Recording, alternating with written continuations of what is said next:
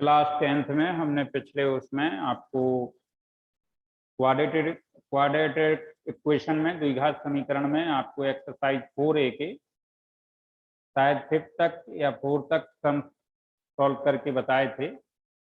इसमें से 9 नंबर तक एक जैसे ही सम थे, इन्हें आपको सॉल्व करके सिर्फ इतना बताना था कि कौन कौन से क्वाड्रेटिक इक्वेशन हैं या नहीं है जिनकी घात 2 आए, सॉल्व करने पे x square plus x plus 1 इस टाइप का एक कोई द्विघात समीकरण बने, तो वो तो आपका द्विघात समीकरण है, और यदि नहीं बनता है तो नहीं है, इतना बताना था।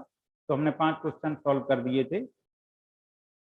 बाकी याददाश्त के लिए एक आध क्वेश्चन और हम आपको दिए दे रहे हैं। क्वेश्चन नंबर 6 देख लीजिए। जैसे इसमें आपका लिखा है x प्लस 2 का whole cube equal 2x plus 2x into x square minus 1। Question number 6 है। तो आप इसमें एक फॉर्मूला जानते हैं इसका, a प्लस बी का whole cube a cube plus b cube plus 3ab bracket में आपका a प्लस बी पे प्लस 2 का whole square means a plus b का whole cube. A plus b का होल क्यूब का फॉर्मूला यूज कर रहे हैं। तो ए क्यूब मीन्स एक्स का क्यूब, 2 मीन्स 2, ये भी ए की वैल्यू एक्स है और बी की वैल्यू 2 है, इंटू ए प्लस बी तो एक्स प्लस 2 इक्वल में आपकी वैल्यू लिखी है, मल्टीप्लाई कर दीजिए, आपका 2x क्यूब माइनस 30 हो जाए है। तो x cube plus 8 plus x plus 2 equal 2x cube minus 2x।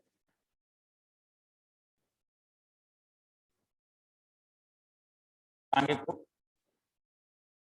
तो 6x स्क्वायर 6x का मल्टीप्लाई करेंगे plus 12x equal 2x cube minus का 2x।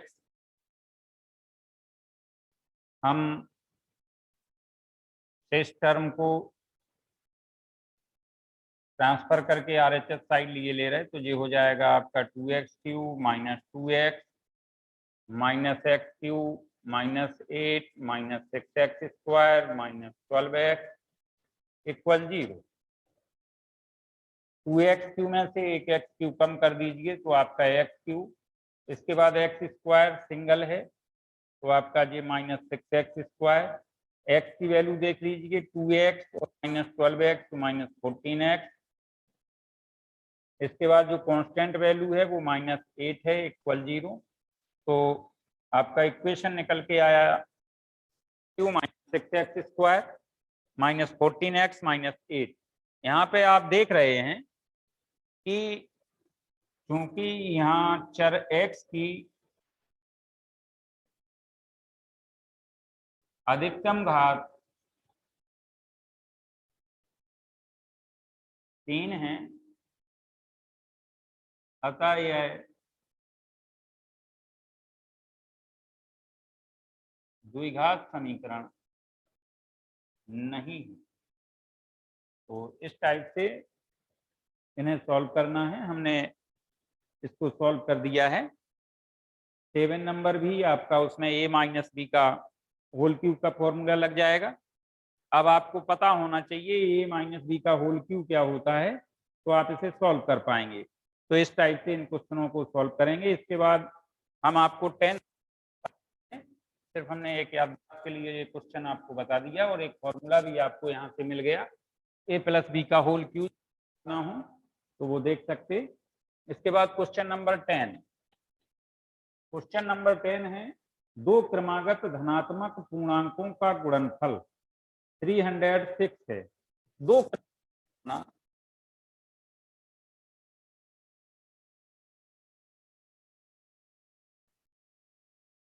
धन पूर्णांक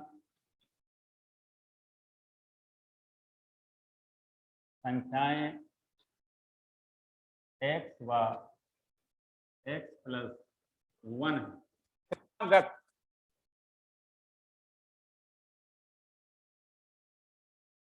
मीन्स क्रमगत उनमें एक निश्चित अंतर हो, एक निश्चित राशि जोड़ के अगली राशि बनाई गई हो। तो आपका यहाँ से जैसे पहली संख्या 1 है, दूसरी हम 2 लिखें, 3 लिखें, इस टाइप से, तो 1 अगली राशि 1+1, ठीक, इसमें 2+1, मतलब वही संख्या एक निश्चित राशि जोड़ के जो अगली संख्या प्राप्त हो, क्रमागत राशियां आपकी निकलती चली आती हैं। तो हमारी जो क्रमागत धन पूर्णांक संख्याएं, एक x दूसरी x+1 होती है। इसमें आगे इन्होंने कहा कि दो क्रमागत धन पूर्णांकों का गुणनफल, प्रश्न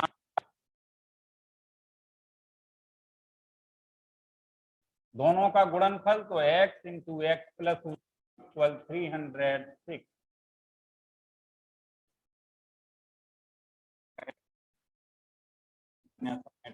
अंतर कर लिया 306, इसके फैक्टर कर लीजिए 306 के, तो आपके इसके गुणनखंड हो जाएंगे। 3 से आपका 2 से वैसे कैंसिल हो सकता है, तो 2 बन 2 एकम 2 10 2 3 6, 3 से कैंसिल होगा तो 5।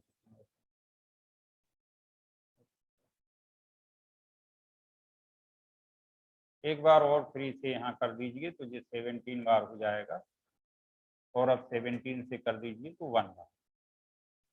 तो हमें चाहिए x, तो इसी का मल्टीप्लाई करके देखें, 3 × 9 = 18, तो आपका ये हो जाएगा प्लस का 18x और माइनस का 17x -306 इक्वल जी।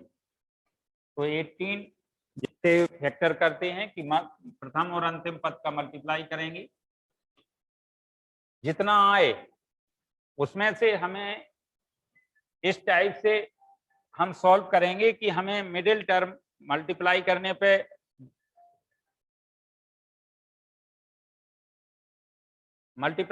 पे हमें गुणनफल राशि मिल जाए, और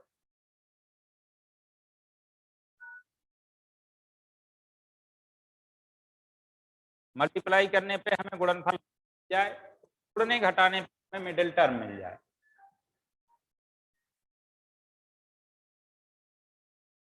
मिल जाए।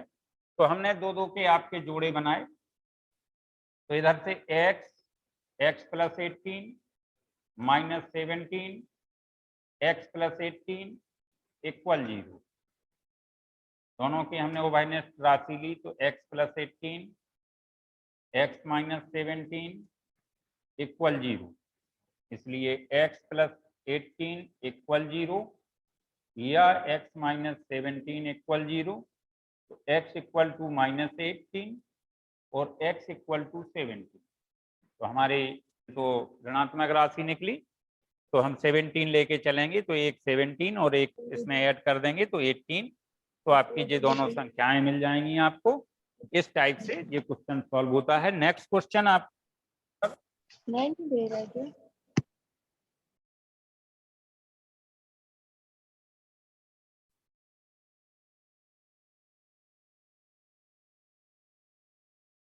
इलेवेंथ नंबर है, एक रेलगाड़ी 480 किलोमीटर की दूरी, एक कोई ये आपकी डिस्टेंस है, जिसकी ये डिस्टेंस है 480 किलोमीटर। एक रेलगाड़ी एक समान चाल से चलती है, 480 किलोमीटर दूरी एक समान चाल से तय करती है। तो आगे ये कह रहे हैं कि यदि इसकी चाल 8 किलोमीटर प्रति घंटा कम होती तो वह उसी दूरी को तय करने में 3 घंटे अधिक लेती। तो हमें रेलगाड़ी की चाल ज्ञात करनी है, तो माना रेलगाड़ी की चाल बराबर x किलोमीटर प्रति घंटा,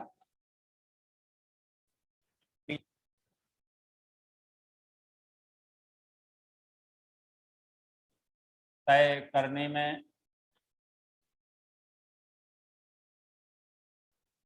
लगा समय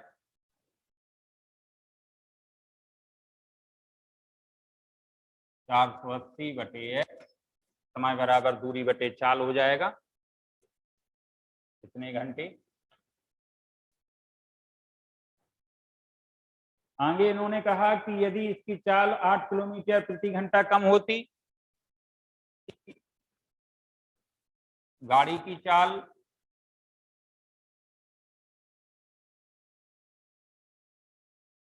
8 किलोमीटर प्रति घंटा कम दी जाए, तब चाल x - 8 किलोमीटर बराबर होगी। इसलिए 480 किलोमीटर दूरी तय करने में लगा समय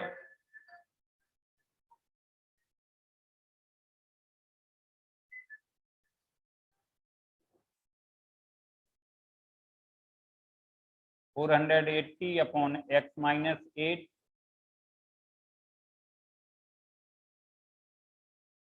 घंटे। अब इन्होंने कहा कि दूरियों को तय करने में 3 घंटे अधिक ले लीजिए। तो हमने एक साइड आपका 480/x - 8 = 480/x। वो कह रहे हैं कि एक रेलगाड़ी 480 किलोमीटर की दूरी एक समान चाल से तय करती। दोनों हमने कंडीशनें लिखी। जब 8 घंटे कम कर दी जाए तो दूसरी उसको दूरी तय करने में लगेगा समय 480/x - 8, और जब वो समान चाल से चलती है तो आपका समय लगता है 480/x।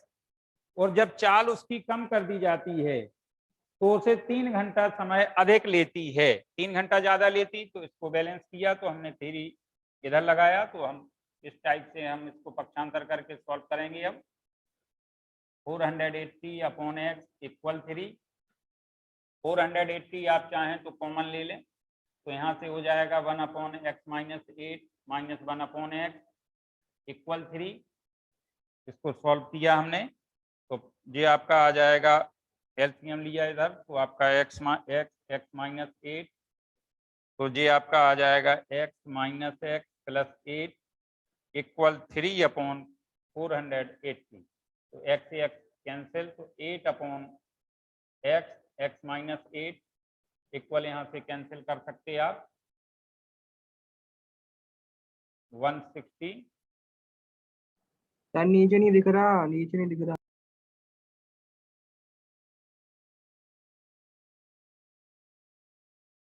सर, बोर्ड के नीचे का नहीं दिख रहा। इसकी आवाज आ रही है? क्या नहीं दिख रहा?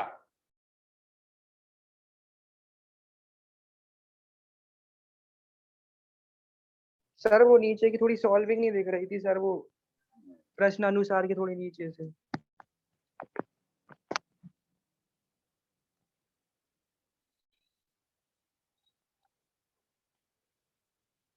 इसका मल्टीप्लाई कर दीजिए तो 8x² - 8 और मल्टीप्लाई करके देखते हैं तो 0 8 48 8 एकम 8 4 12 1280। पक्षांतर किया हमने तो x² - 8x = 0। फैक्टर करना तो फैक्टर करना हमने सभी को बताया हुआ है। बहुत से में आपने फैक्टर चले हैं तो इसके भी फैक्टर कर। क्वेश्चन मिला हमें x² - 8x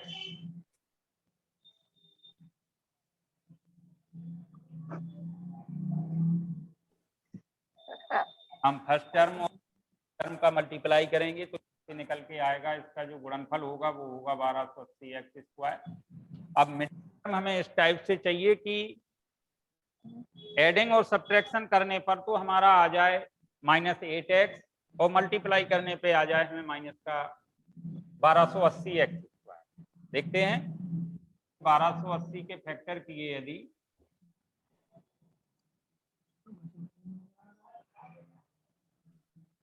तुम्हें आना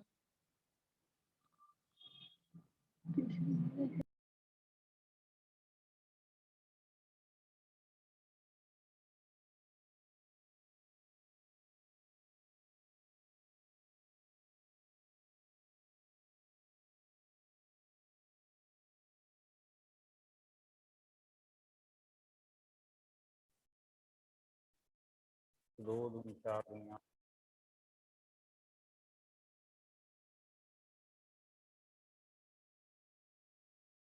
तो हमने इसके फैक्टर रखे आपके माइनस का 40x और के आप ऐसा करने पे हमारा यदि हम 40x में से 32x ये प्लस की है वैल्यू और ये माइनस की है, यदि माइनस की वैल्यू अधिक है और यदि माइनस प्लस का 32 घटाएं तो हमें ये माइनस का 8x मिल जाएगा। तो हमने ये आप तो x यहाँ से हमने 32 कॉमन लिया तो ये आ जाएगा x माइनस 40 ही हो आ जाएगा यहाँ वैल्यू।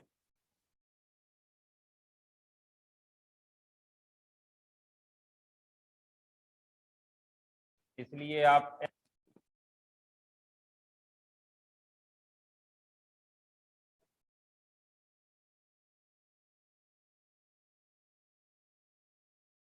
से निकाल सकते हैं x प्लस 32 तो x माइनस 32 में 40 लेके चलेंगे तो उसकी एक समान चाल 40 किलोमीटर प्रति घंटा निकल आएगी और रेलगाड़ी की एक समान चाल ही पूछी थी उसने, तो आपका जी आंसर इसका आ गया। इसके बाद 12वां क्वेश्चन है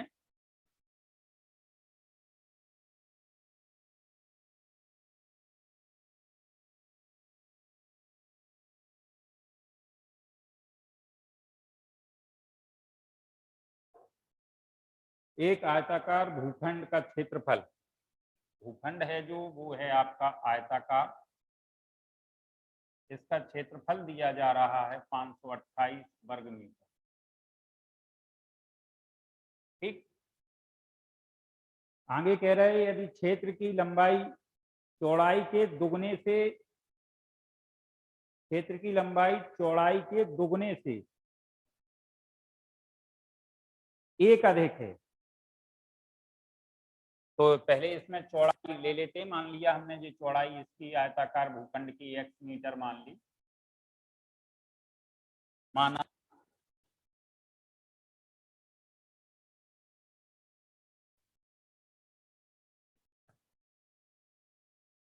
कि चौड़ाई बराबर x मीटर,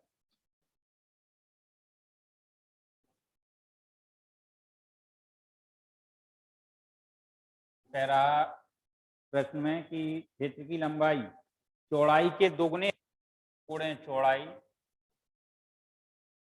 दोगुने से एक कर दिया तो ये हो प्रश्नानुसार उसका क्षेत्रफल पहले ही दिया गया है। आयताकार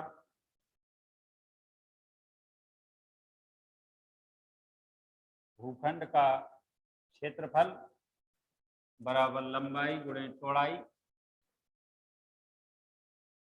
तो लंबाई है आपकी 2x प्लस 1 और चौड़ाई है आपकी x और क्षेत्रफल दिया है 528 वर्ग मीटर। हमने इसको क्रम से लिखा, मल्टीप्लाई किया तो ये आ जाएगा 2x square plus x equal 528। हमने इसका मल्टीप्लाई किया, इसको पक्षांतर किया और इसके फैक्टर अब हम आप फिर कर लेंगे तो ये आपका मल्टीप्लाई आ जाएगा 528 इंटू 2,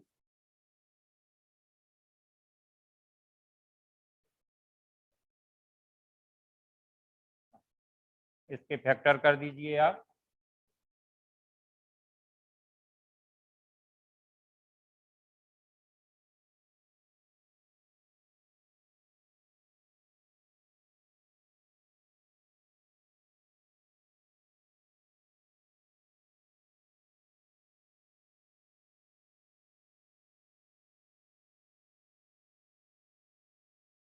तो अब आप यहाँ से देखें 2 दूनी 4 दूनी 8 दूनी 16 दूनी 32। ये आप 11 और 3 का कर दें तो 11 3 33। तो इसके फैक्टर आपके हो जाएंगे, हमें प्लस का चाहिए 33x माइनस 32x इक्वल 528। 2 के हमने जोड़े बना लिए और इसके फैक्टर कर लेना तो आपका जो निकले का आंसर हो जाएगा। ओके, के बाद नेक्स्ट क्वेश्चन और शायद लास्ट क्वेश्चन है तो आप देख लें इसका।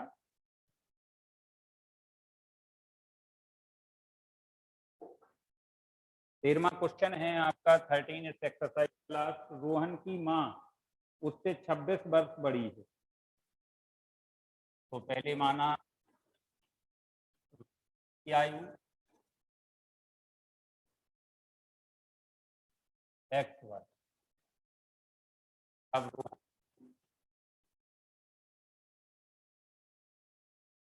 माँ की आयु x प्लस 26। उनकी आयु का गुणनफल अब से 3 वर्ष पश्चात 3 वर्ष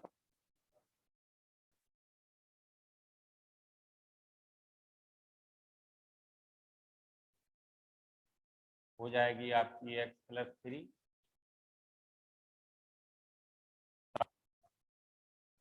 रोहन की माँ की आयु हो जाएगा x plus 26 plus 23 equal x plus 29 वर्ष। आगे इन्होंने कहा कि उनकी आयु का गुणनफल अब से 3 वर्ष पश्चात 360 हो जाएगा। कर लेंगे अब, और इनका गुणनफल इक्वल कितना हो जाएगा 360। अब आप इसे सॉल्व कर सकते हैं। इसको सॉल्व करना है अब आपको और कहीं कुछ नहीं है, तो आप इसका मल्टीप्लाई कर लें और मल्टीप्लाई करने पे फैक्टर करके एक क्वेश्चन हम आपको होमवर्क में दे रहे हैं तो ये आप लगा लें। वैसे हमने पूरा सॉल्व भी कर दिया, इसे मल्टीप्लाई करके फैक्टर निकालना है। जो निकले सो आप यहाँ वैल्यू रख देना, तो उसकी रोहन की आयु और उसकी माँ की आयु निकल आएगी। ओके, ये एक्सरसाइज कंप्लीट होती है। कल जब हम चर्चा करेंगे तो अब आगे इससे नेक्स्ट एक्सरसाइज बताएंगे आपको। ओके।